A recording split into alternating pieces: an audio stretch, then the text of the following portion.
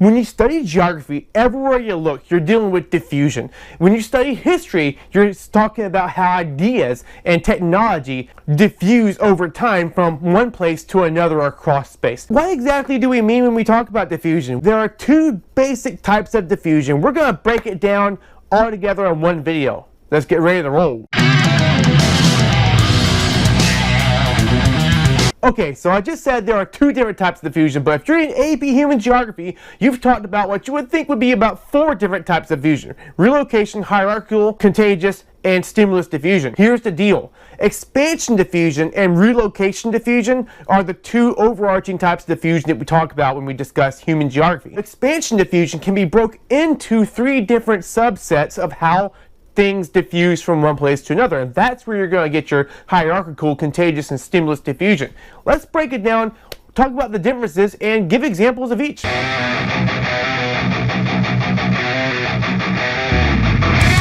When we relocate, we are physically moving ourselves with the idea. The best example that I can think of what relocation diffusion is going to be is when you study the Amish in the culture unit. You look at how the Amish people moved from the Pennsylvania area, or that area kind of just to, south of the Great Lakes, all the way to kind of other areas in the Midwest where there's more land. And land is more abundant and more free, and whenever a kid turns into a man, you give him land and you say, go off and be fruitful and multiply. Well, you can't do that if the land is being developed on by industries or by retail or whatever that might be in some of your more urban areas. So when you move into these areas where land is more abundant, you also move the Amish culture with you. Other migrations could also be examples of relocation diffusion. For example, the Jews that were forcefully moved out of the Palestine region in the year 70 AD in the Great Diaspora, these guys then were moved into places all over the Roman Empire and eventually throughout Western Europe, where many of them still exist today. You also see remnants of Jews that live in South America and a huge population of Jews living in some cities in the United States. Now, when we talk about expansion diffusion, the way it differs from relocation diffusion is that the idea can move but doesn't necessarily have to move with the movement of people. So the idea can expand from the center where the idea might have originated. And that's the key when you're looking at expansion diffusion.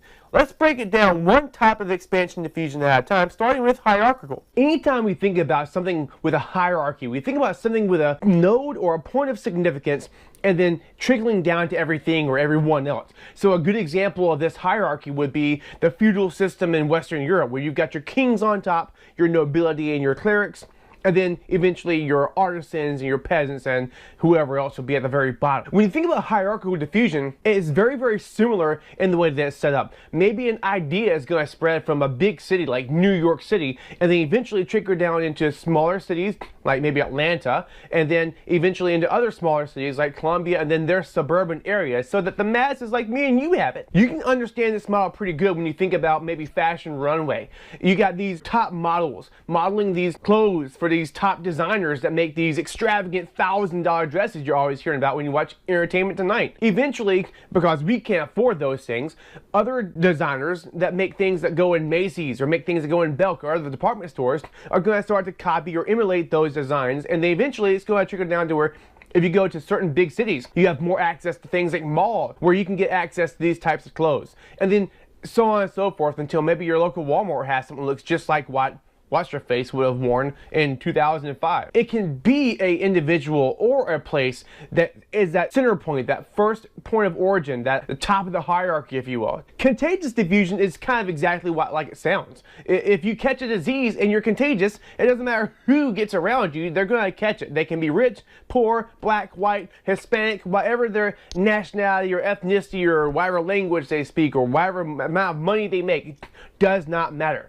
So contagious diffusion is when an idea spreads in a very similar kind of a way. What's a good example of contagious diffusion? Think about the Ice Bucket Challenge or the Running Man. I've been watching you. At night, I think of you. I want to be your lady, baby. If your game is Just about anything you're going to see on social media that goes viral is going viral because it's a great example of contagious diffusion. These things don't choose favorites. They just do what they do, and people are going to take what they will from it, and it spreads contagiously. You do have to be on social media in order for that to spread to you contagiously, but it's still a great example of contagious diffusion. Other examples of ways that contagious diffusion have worked historically could be with the expansion of the Christian church from the point in Judea where it began all throughout the Eastern Mediterranean because of the missionary works of different missionaries, especially the missionary Paul. Now, you can also apply hierarchical relocation diffusion as well to the expansion of the early church, but contagious diffusion works pretty well as an example for that. Finally, the last bit of diffusion talk we're going to do today, we're going to look at the third form of expansion diffusion, which is stimulus diffusion. This is probably the one that most people get a little bit mixed up. It's hard to understand, so I'm going to break it down and make it really simple. When you look on something like Quizlet, for example, you're going to see where it says any kind of an underlying concept or an idea is spread. Not the good itself, not the idea itself, but a part of it, the underlying part, whatever that might be. Here's an example. McDonald's has the Big Mac. All right, it's their signature sandwich. It's the one that people go there to get, and it's kind of been their flagship hamburger since the thing has been around. Burger King copied the underlying principle of a flagship hamburger and made the Whopper. You see the correlation? Any kind of an underlying principle of that degree, like maybe Pepsi and Coke, could also be another example of stimulus diffusion. Or here's even yet another example of stimulus diffusion. What if I'm watching YouTube one day and I see Tom Ritchie and I see Hip Hughes History, and I'm seeing these guys make videos about American government and U.S. history and AP Euro, and then I want to do that very same thing for advanced placement human geography or world history. The good that I'm producing isn't the same, but the underlying principle of making review videos is. Thus, a great example of stimulus diffusion.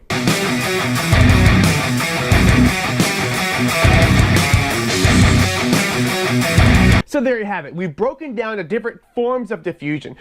I challenge you guys to consider how things spread from one place to another. One of the important things about geography is that we study how people use space around them. We study how human beings in a globalized world will share the earth and use its resources in order to meet all of our needs. You can see this over and over again in history, where one group might develop iron after the Bronze Age, and then next thing you know, other groups have developed that same thing to meet their needs and have adapted it and reformed it and made it their own. You see, the cool thing about studying human history as well as human interactions in modern time is that we continually borrow from one another. And so diffusion helps us to understand how these interactions take place, how they look across space, how they've looked across time, and can help us to better predict how we're going to get along with one another in the future. If you ask me, that makes diffusion and the study of geography pretty cool. Hope you guys enjoyed the video. Like, subscribe, share, tell people about what I'm doing.